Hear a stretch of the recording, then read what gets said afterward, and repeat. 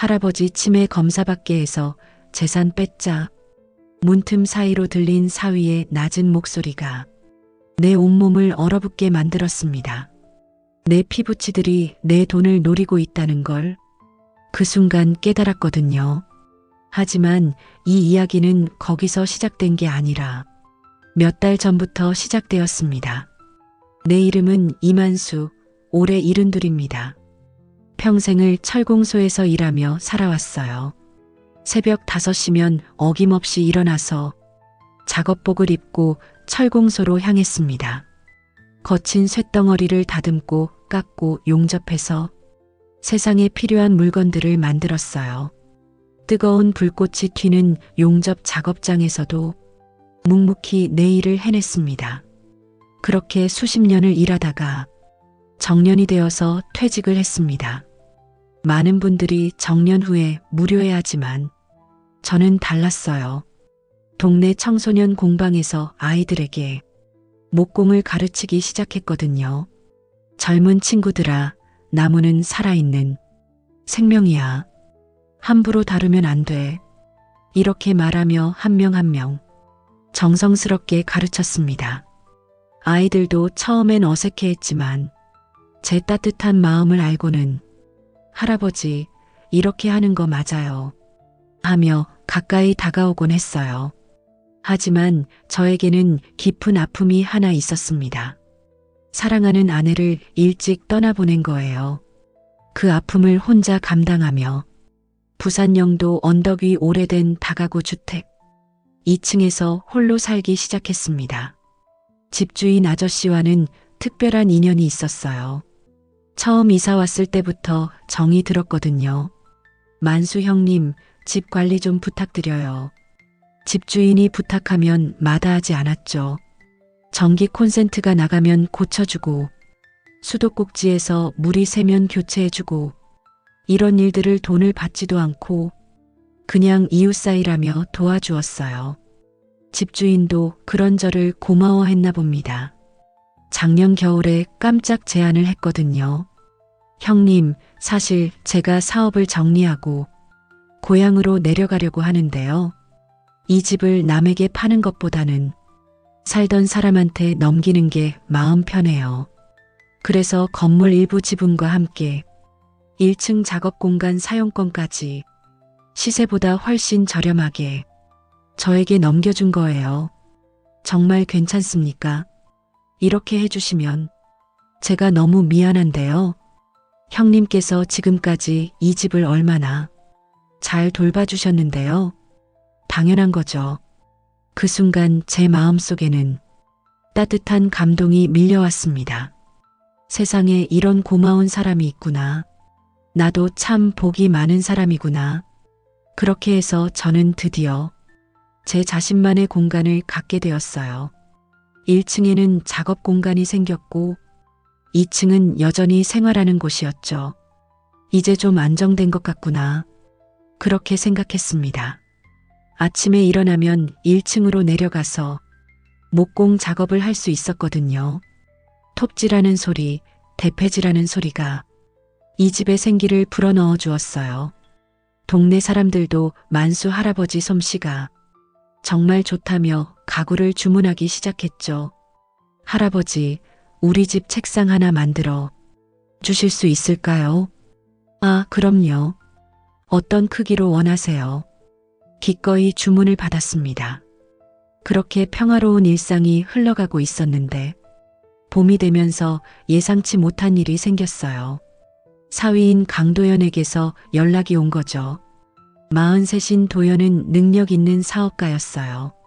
모빌리티 스타트업을 운영하면서 한때는 정말 잘 나가는 CEO였거든요. 장인어른, 저희 회사가 요즘 정말 승승장구하고 있어요. 그런 자랑스러운 전화를 자주 받았는데 어느 순간부터 분위기가 달라졌어요. 투자 유치가 계속 실패하기 시작했고 설상가상으로 코인 투자까지 실패했대요. 이번 투자 라운드만 성공하면 모든 게 해결될 텐데 도연은 그렇게 말했지만 상황은 점점 나빠져만 갔어요. 딸 수정이도 마찬가지였습니다. 회사에서 총무로 일하고 있었는데 갑자기 회사 사정이 어려워지면서 어쩔 수 없이 퇴사를 하게 됐대요. 아버지, 저도 당분간 일자리를 찾기가 쉽지 않을 것 같아요. 40살인 딸이 이런 말을 하니 제 마음이 얼마나 아팠는지 모릅니다. 거기다 손주 미니까지 힘들어하고 있었죠. 올해 18살로 미술 입시를 준비 중인데 집안 분위기가 이래서인지 스트레스를 많이 받고 있었어요. 할아버지, 저 정말 힘들어요. 입시 준비도 제대로 안 되고 이런 상황에서 이 가족이 저에게 부탁을 했어요.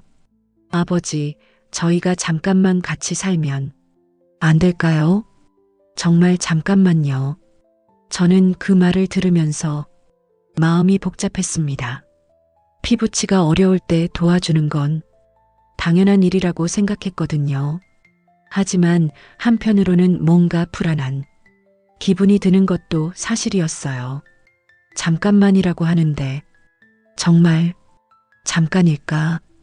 그런 생각이 머릿속을 맴돌았지만 결국 저는 승낙했습니다. 그럼 어려울 때 가족끼리 도와야지.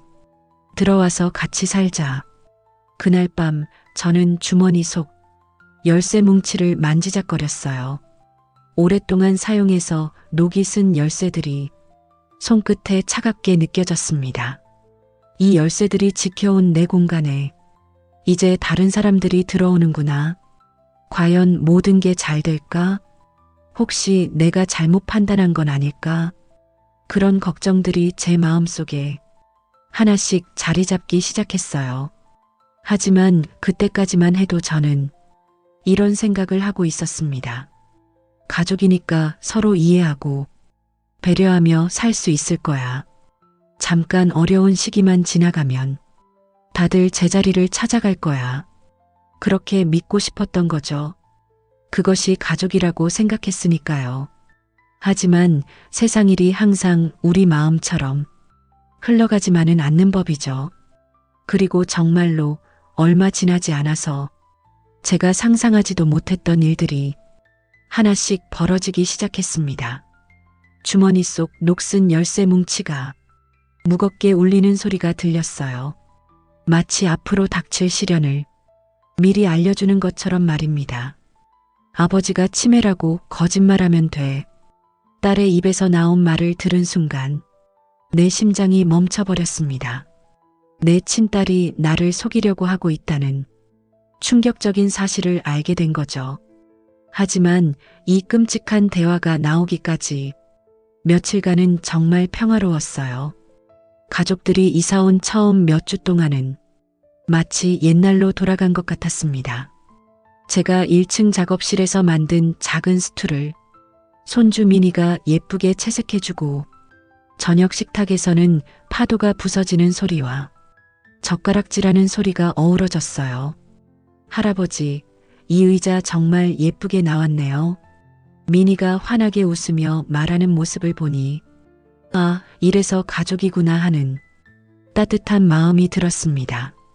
그 아이는 미술을 전공하려고 하는 만큼 색감이 정말 뛰어났어요.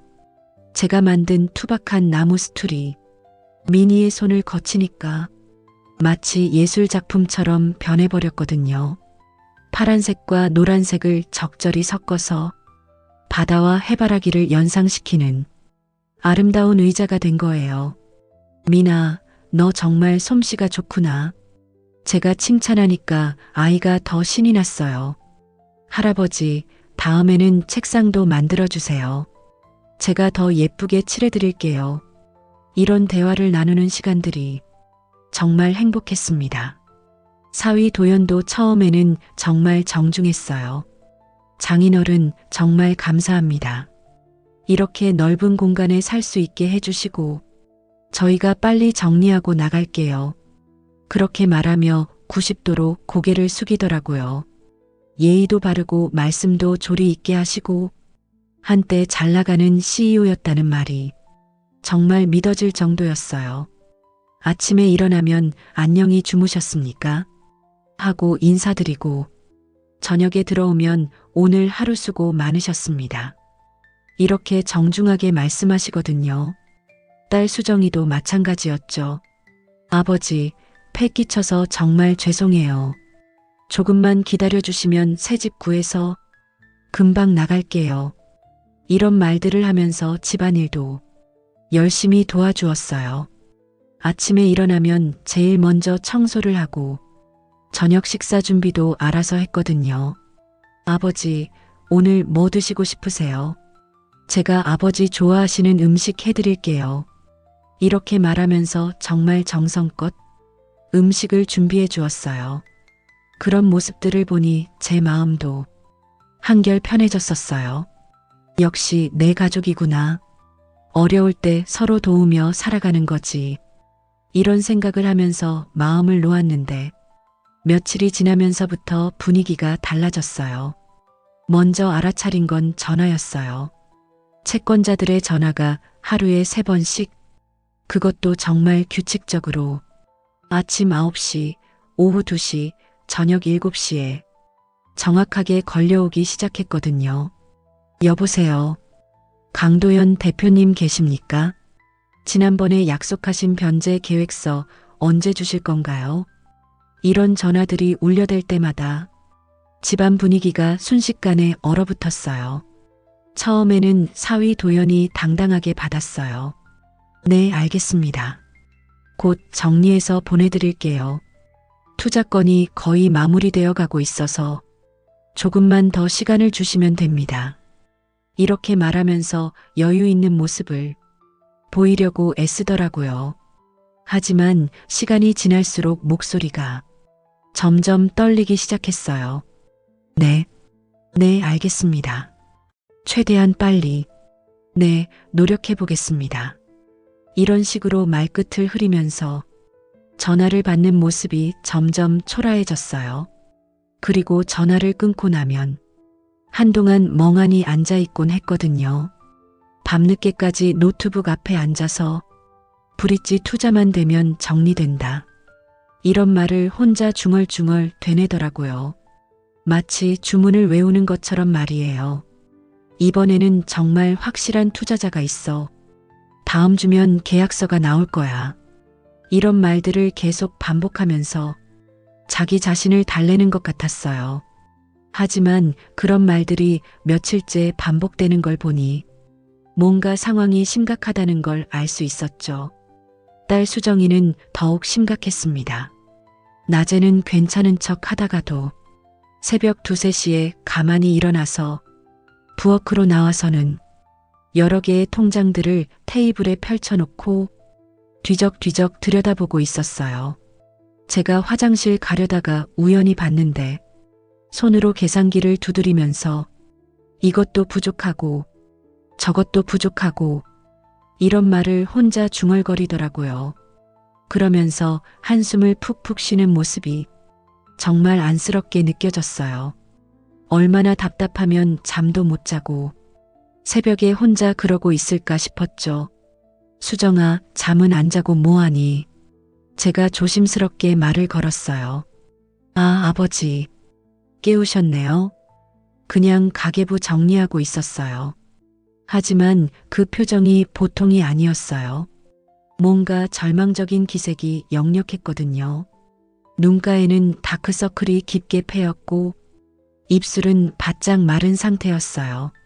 손가락 끝은 계산기를 너무 세게 눌러서 빨갛게 되어 있었고요. 수정아, 그렇게 걱정하지 마라. 뭐 이렇게 급한 일이 있다고. 제가 위로의 말을 건네자 수정이가 눈물을 글썽이더라고요. 아버지, 저희가 정말 말을 하다가 멈추고는 급하게 통장들을 정리해서 자기 방으로 들어가 버렸어요. 그런 모습을 보니 제 마음도 불편했어요. 뭔가 도와주고 싶은데 정확히 어떤 상황인지 몰라서 어떻게 손을 써야 할지 모르겠더라고요. 그렇게 며칠이 더 지나고 나서 정말 충격적인 대화를 듣게 됐어요. 어느 날 저녁 제가 2층에서 쉬고 있는데 아래층에서 가족들이 모여 앉아 평소보다 훨씬 작은 목소리로 무슨 이야기를 나누고 있더라고요. 처음에는 그냥 가족 회의인 줄 알았어요. 앞으로 생활비를 어떻게 할지, 어디서 돈을 구할지 그런 현실적인 이야기를 하는 줄 알았거든요. 그런데 가만히 귀를 기울여 보니 전혀 다른 내용이었어요. 아버님 건 우울인지 검사부터 받아야 해. 사위 도연의 낮고 음침한 목소리가 들렸어요. 한정후견으로 가면 작업장 사용권도 관리를 우리가 맡을 수 있어. 저는 그 순간 귀를 의심했습니다.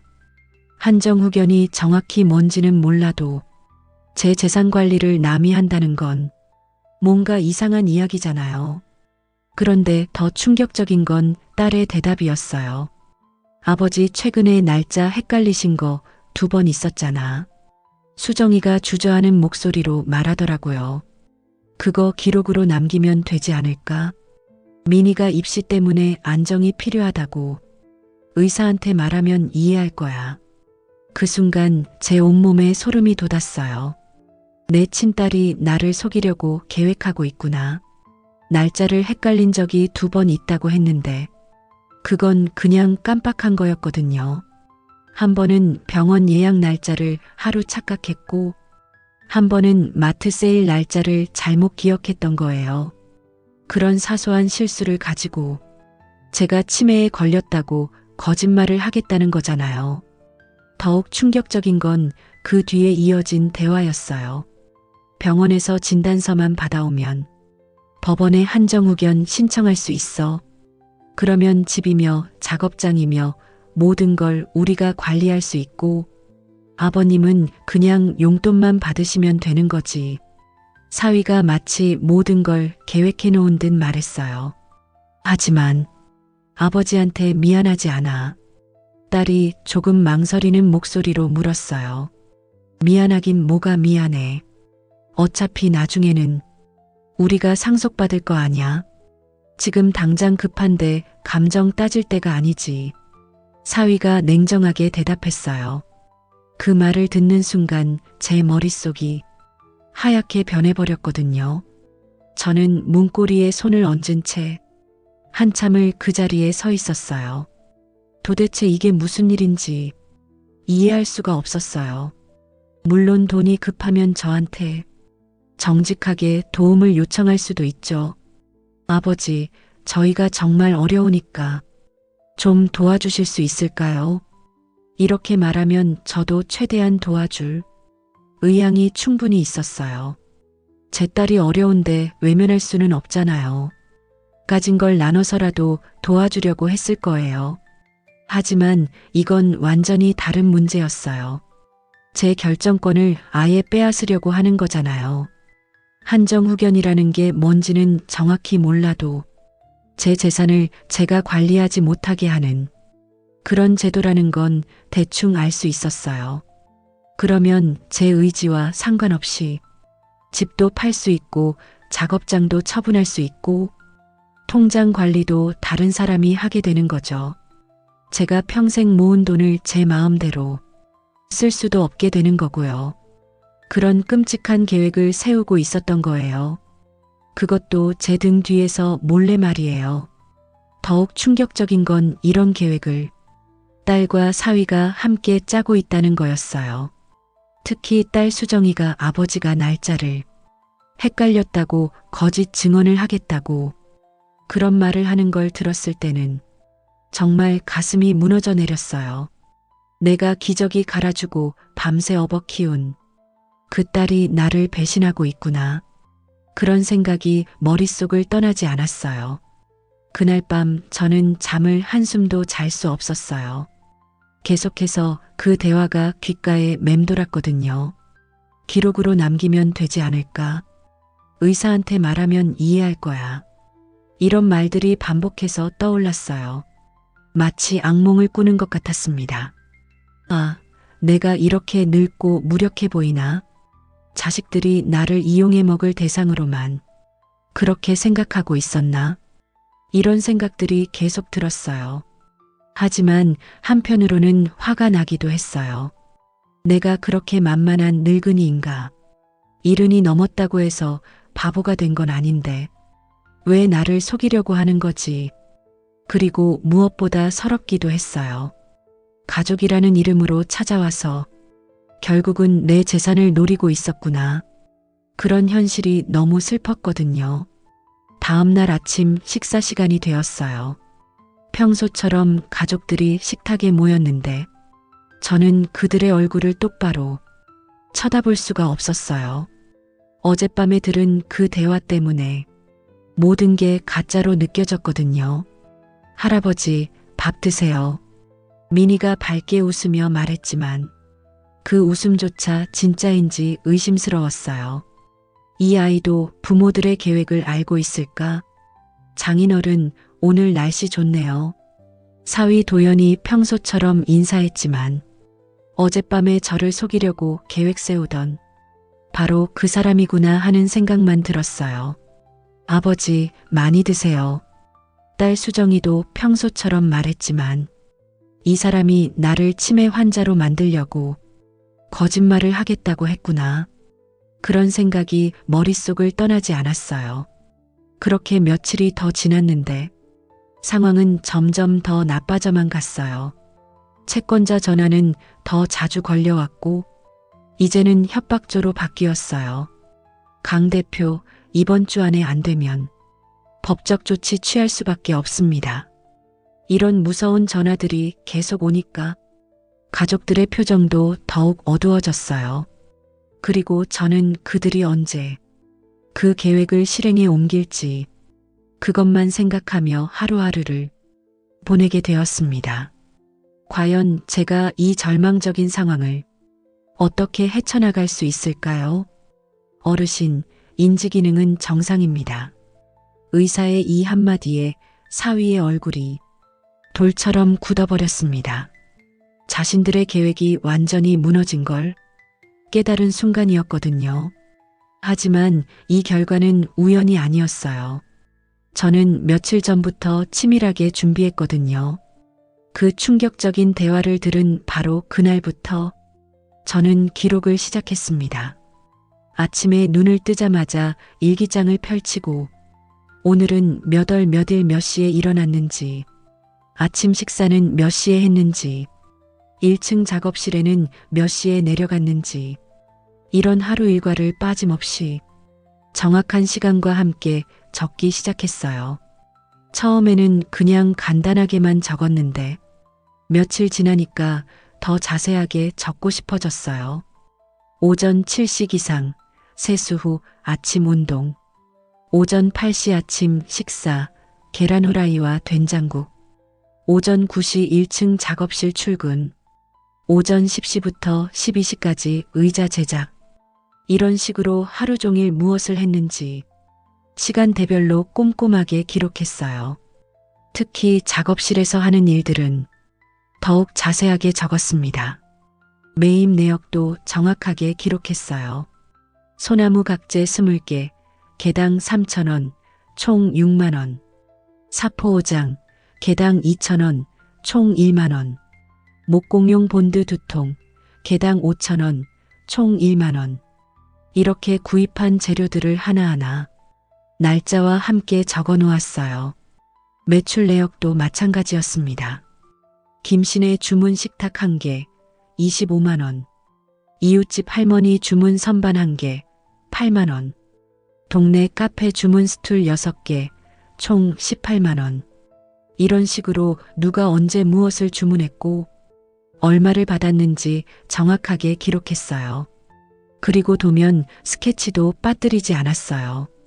새로 만들 가구의 설계도를 그릴 때마다 오른쪽 모서리에 날짜와 시간을 펜으로 정확하게 적어 놓았거든요. 2024년 4월 15일 오후 2시 30분.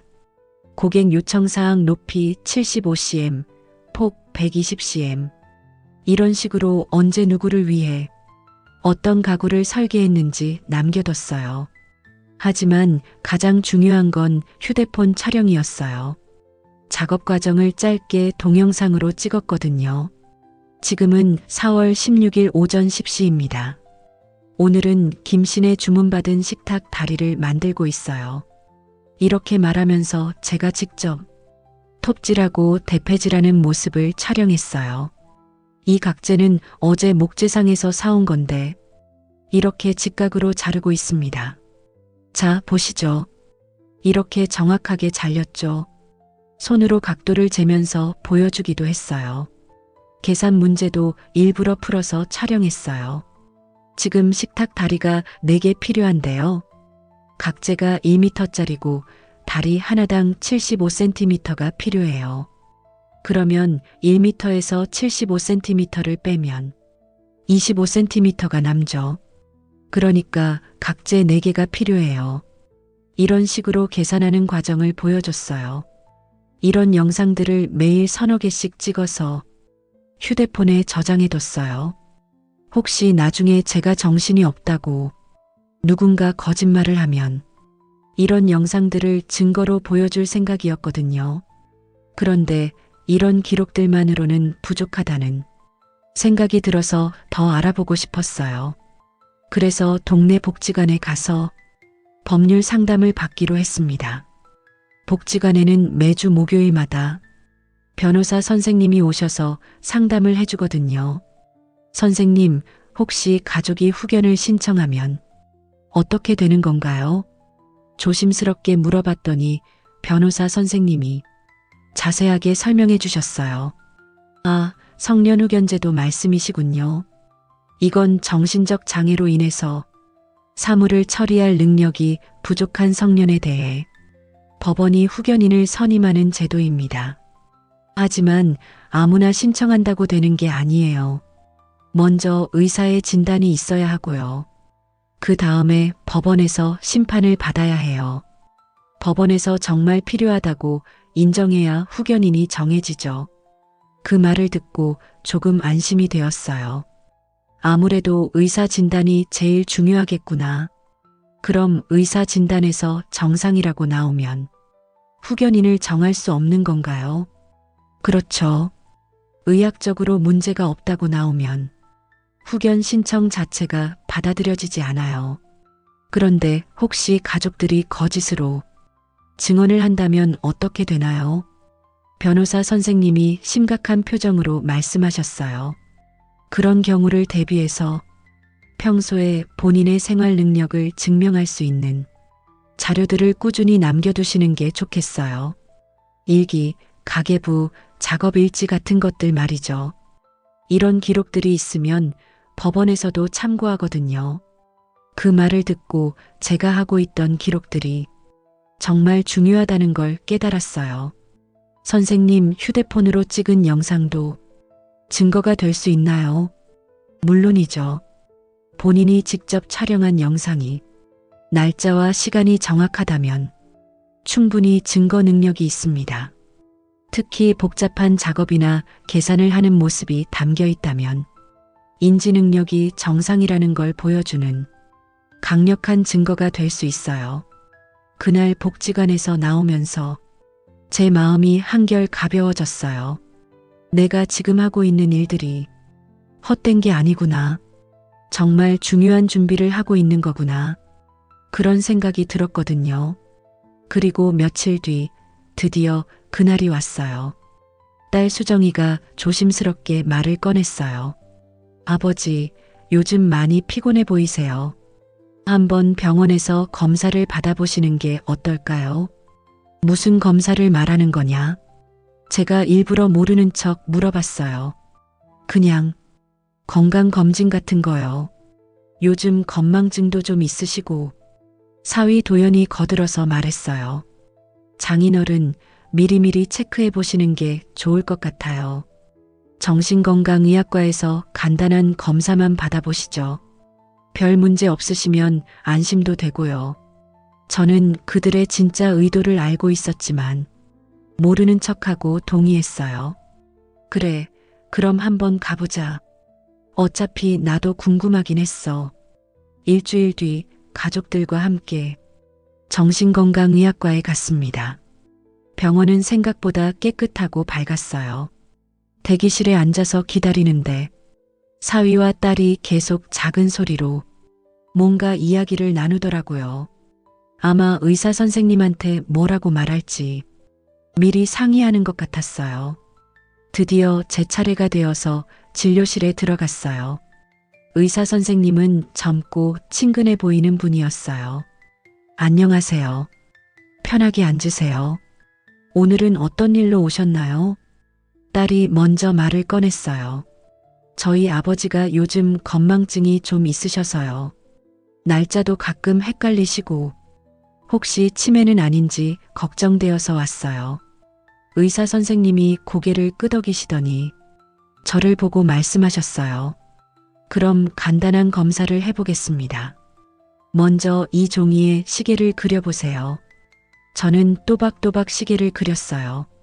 12시 방향에 11을 쓰고 3시, 6시, 9시 위치에 숫자를 적고 시침과 분침도 정확하게 그렸어요. 좋네요. 그럼 이번에는 이 단어들을 외워보세요. 사과, 연필, 시계, 이렇게 3개입니다. 저는 그 단어들을 마음속으로 반복했어요. 사과, 연필, 시계. 그리고 몇 분 뒤에 의사 선생님이 물어보시니 정확하게 다 맞췄어요. 100에서 70 빼는 계산도 해보세요. 100, 93, 86, 79, 72, 65. 저는 막힘없이 계산했어요. 평소에 작업실에서 계산을 많이 해서 이런 건 전혀 어렵지 않았거든요. 그런데 여기서 제가 준비한 것을 꺼냈어요. 못 본 척하고 아랫주머니에서 작업장 출하대장을 조심스럽게 꺼내서 의사 선생님께 보여드렸어요.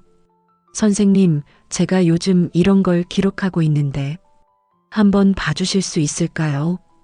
이날은 벤치 4개를 만들었고요. 이틀 후에는 의자 6개를 만들었어요. 여기 합계 금액도 제가 직접 계산한 거고요. 출하대장을 펼쳐서 자세하게 설명했어요. 의사 선생님이 그 장부를 유심히 보시더니 고개를 끄덕이셨어요. 아, 이거 정말 자세하게 기록하셨네요. 날짜, 수량, 금액까지 정확하고요. 혹시 이런 계산들을 혼자서 하시나요? 네, 다 제가 직접 계산합니다. 고객이 주문하면 재료비부터 인건비까지 다 계산해서 견적을 내거든요. 그러면서 제가 휴대폰에 찍어둔 영상들도 보여드렸어요. 이것도 제가 촬영한 건데요.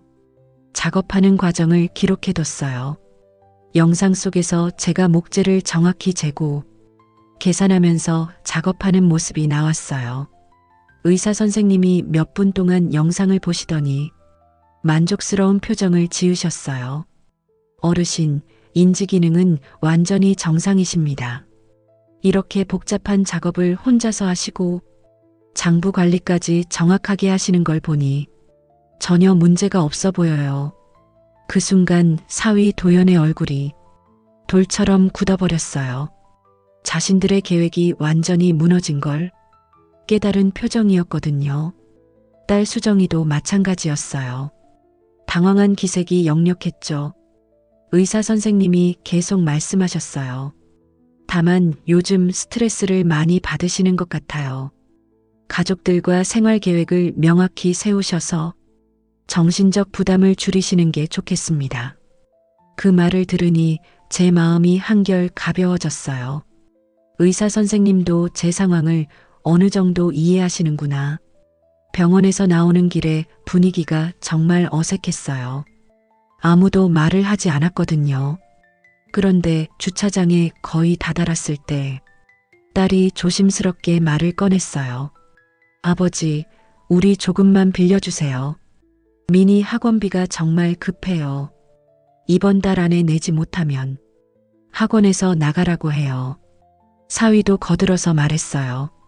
장인어른, 정말 급한 상황이에요. 조금만 도와주시면 저희가 빨리 정리하고 새 집으로 나갈게요. 저는 그들의 말을 들으면서 다시 한번 확인하고 싶었어요. 이번에는 정말 정직하게 도움을 요청하는 건지 아니면 또 다른 속임수가 있는 건지. 그래서 대답 대신에 가방에서 계약 파일을 꺼내서 다시 한번 확인했어요.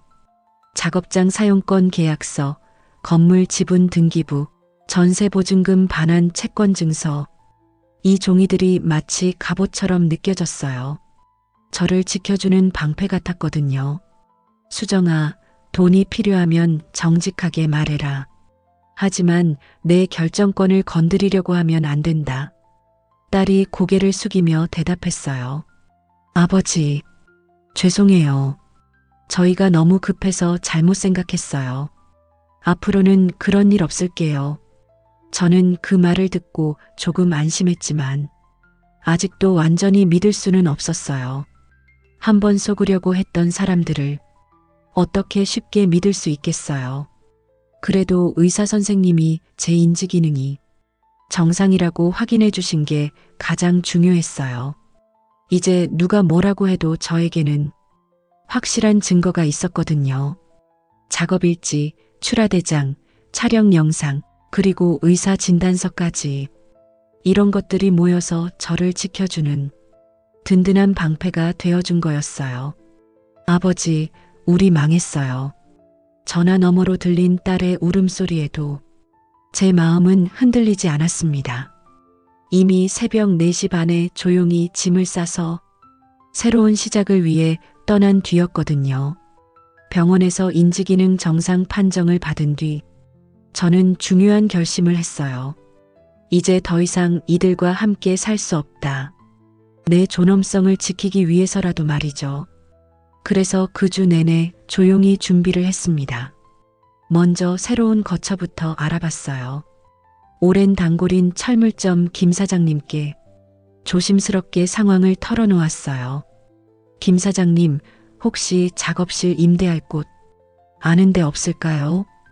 요즘 집에서 일하기가 좀 어려워져서요. 김 사장님이 의외로 좋은 제안을 해주셨어요.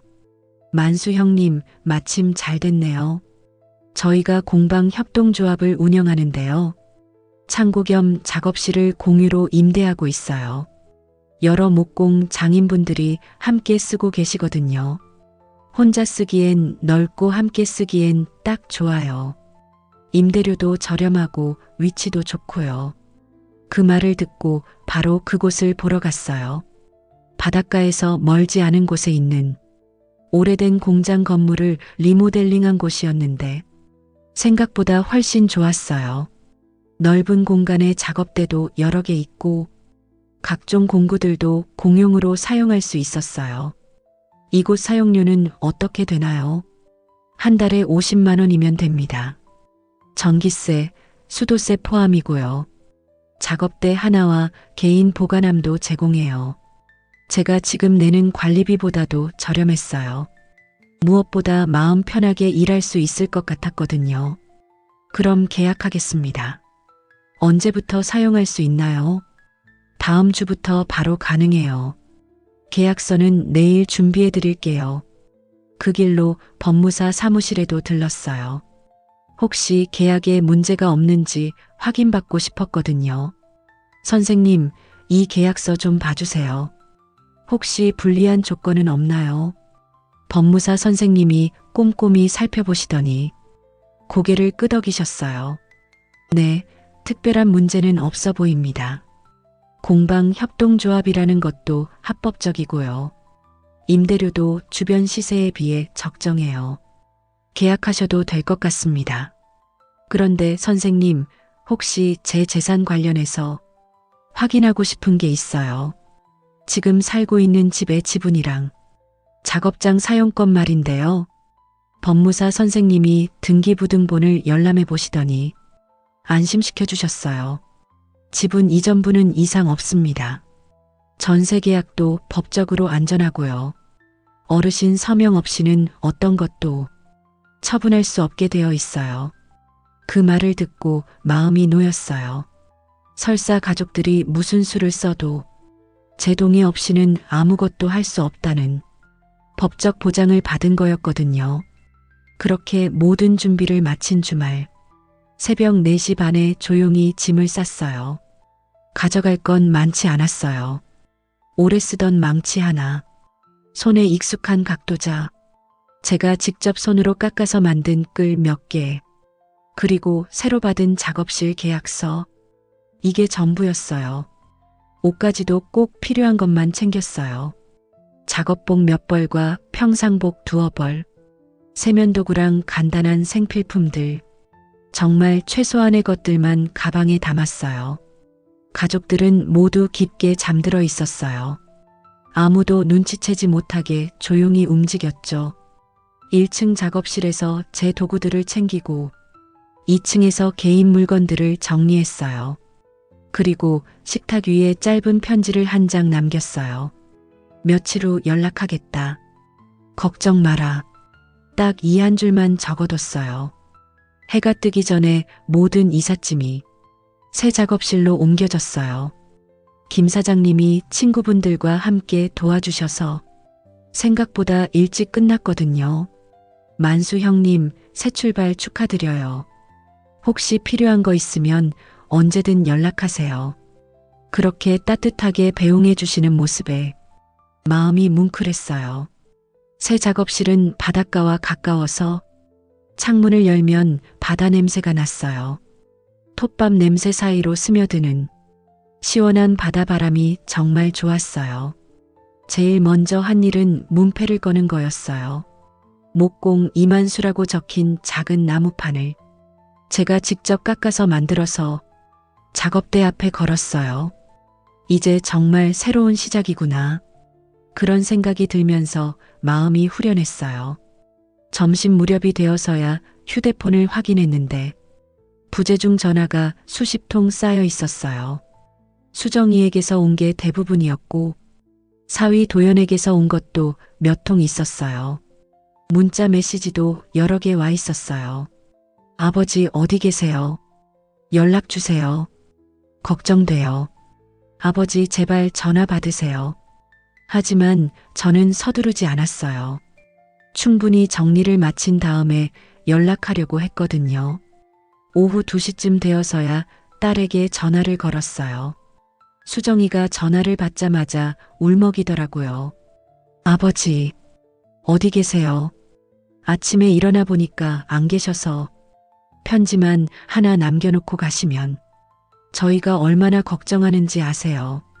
저는 차분하게 대답했어요. 수정아, 나는 내 힘으로 버틸 거다.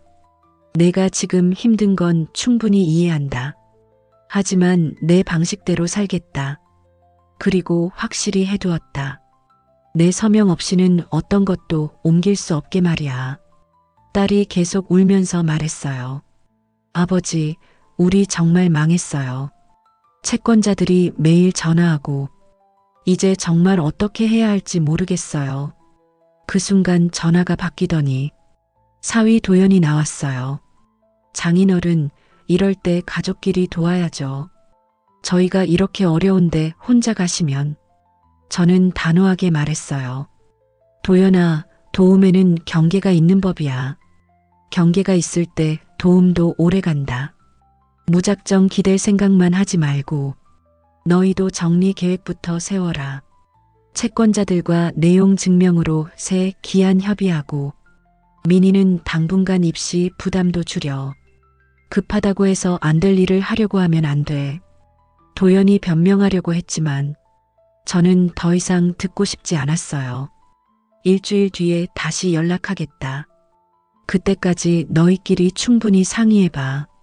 전화를 끊고 나니 마음이 한결 가벼워졌어요. 드디어 제대로 된 말을 한 것 같았거든요. 작은 라디오의 볼륨을 높였어요. 오래된 트로트가 흘러나왔는데 옛날에 아내와 함께 듣던 노래였어요. 괜히 눈가가 촉촉해졌죠. 창문을 활짝 열어젖혔어요. 바닷바람이 시원하게 들어와서 작업실 안에 톱밥 냄새와 섞였어요. 이상하게 마음이 평화로워졌어요. 다른 목공 장인분들도 하나둘 들어와서 인사를 나눴어요. 새로 오신 분이시군요. 저는 가구 만드는 박목수라고 합니다. 아, 네. 이만수라고 해요. 잘 부탁드립니다. 여기 분위기 정말 좋아요. 조용하게 작업하기 딱 좋거든요.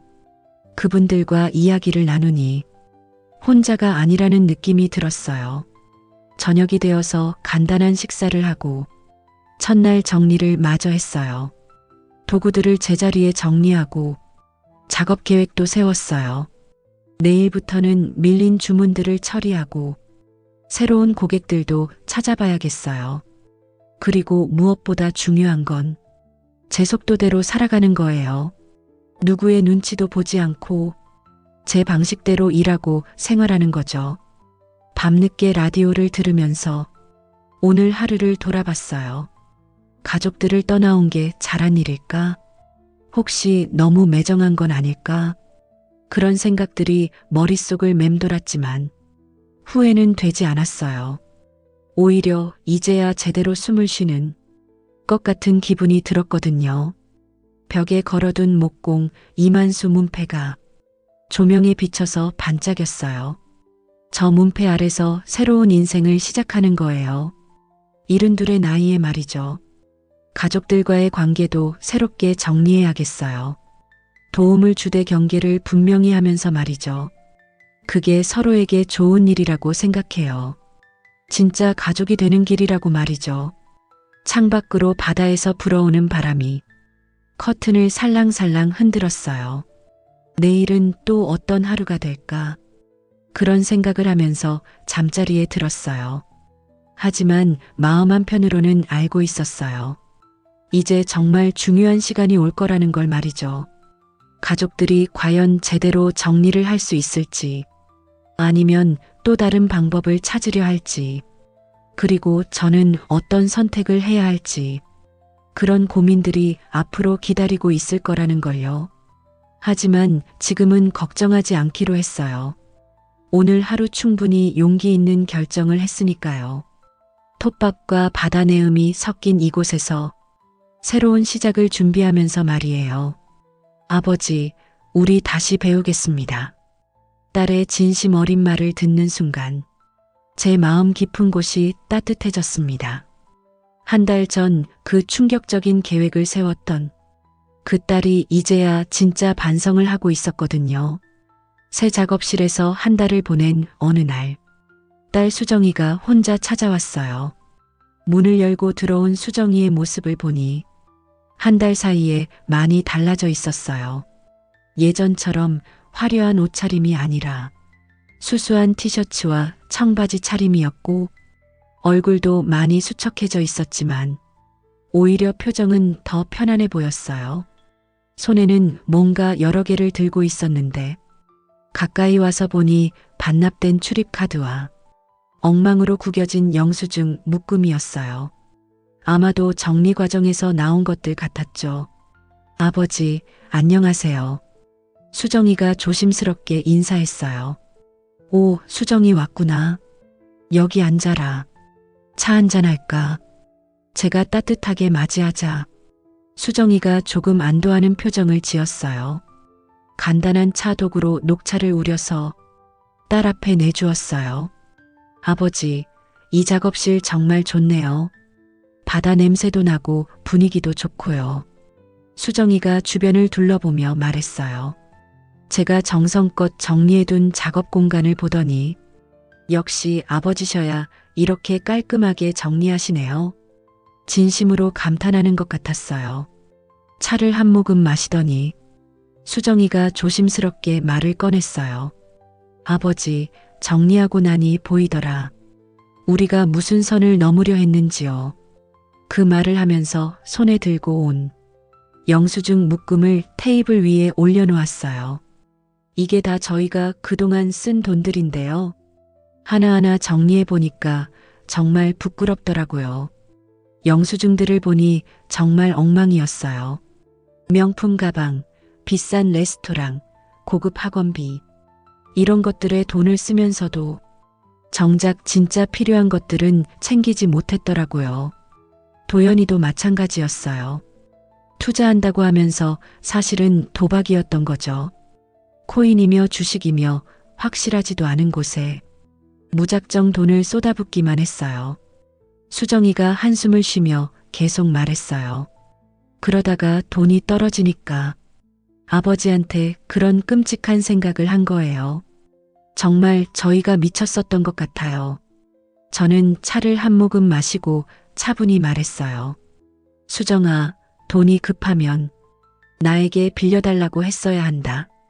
솔직하게 사정을 말하면서 말이야. 하지만 내 결정권을 건드리면 안 돼. 그건 선을 넘는 일이야. 수정이가 고개를 끄덕이며 대답했어요. 네, 이제 알겠어요. 도움을 받는 것과 남의 권리를 빼앗는 건 완전히 다른 일이라는 걸요. 그러면서 조금 밝은 표정으로 말했어요. 사실 미니가 할아버지 작업실에서 아르바이트를 하고 싶다고 하던데요. 괜찮으시다면 말이에요. 저는 그 말을 듣고 기뻤어요. 손주가 제 곁에서 일을 배우고 싶다니. 그럼 좋지. 무슨 일을 시킬까? 간단한 것부터 시작하면 어떨까요? 사포질이나 오일 마감 같은 거요. 그렇게 해서 미니가 주 3회씩 제 작업실에 오기 시작했어요. 처음에는 정말 어색했어요. 고개를 숙이고 들어와서는 할아버지, 안녕하세요. 이렇게 작은 목소리로 인사하더라고요. 아마도 그동안 있었던 일들 때문에 저한테 미안한 마음이 컸을 거예요. 미나, 편하게 해. 여기서는 할아버지랑 손주니까. 그렇게 말해도 한동안은 어색한 분위기가 계속됐어요. 하지만 며칠 지나니까 조금씩 나아지더라고요. 일을 가르쳐 주면서 대화도 늘어나고, 미나, 사포질할 때는 나무결 따라서 해야 해. 이렇게 거슬러서 하면 상처만 나거든. 네, 할아버지. 이렇게 하는 거 맞죠? 미니가 조심스럽게 따라 하더라고요. 처음에는 서툴렀지만 금세 요령을 터득했어요. 역시 젊은이라서 손이 빠르더라고요. 오일 마감하는 것도 가르쳐 줬어요. 너무 많이 발라도 안 되고 너무 적게 발라도 안 돼. 적당히 발라서 나무가 숨을 쉴 수 있게 해야 해. 미니가 집중해서 듣는 모습이 기특했어요. 간단한 포장 작업도 맡겼어요. 완성된 가구를 안전하게 포장하는 일이었는데, 할아버지, 이렇게 감싸면 되나요? 모서리 부분이 다치지 않게 조심해야 하죠. 이런 식으로 하나하나 정성스럽게 하더라고요.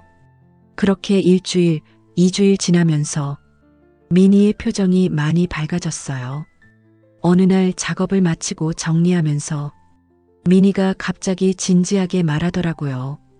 외할아버지, 제가 그때 침묵한 게 제일 부끄러워요.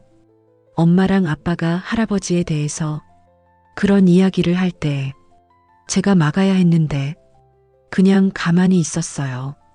그 말을 듣는 순간 제 마음이 짠해졌어요.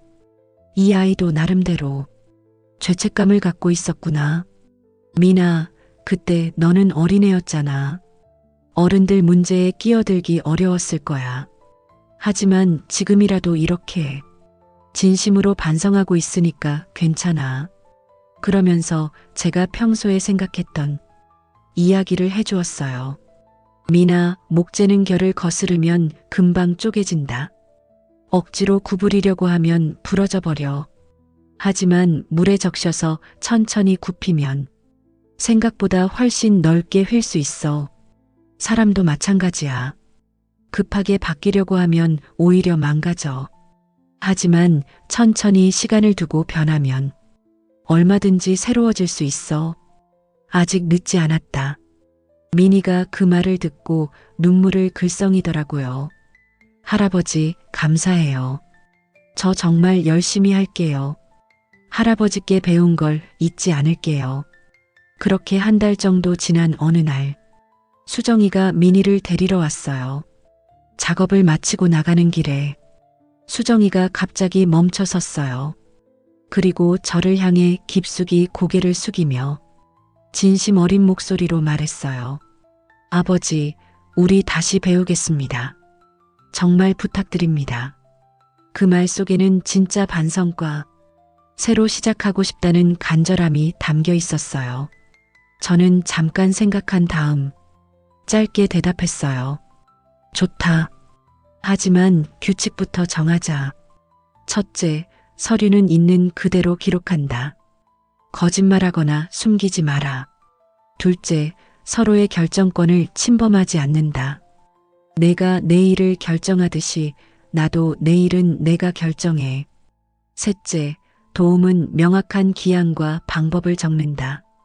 언제까지 얼마를 어떤 방식으로 도와줄지 분명히 해.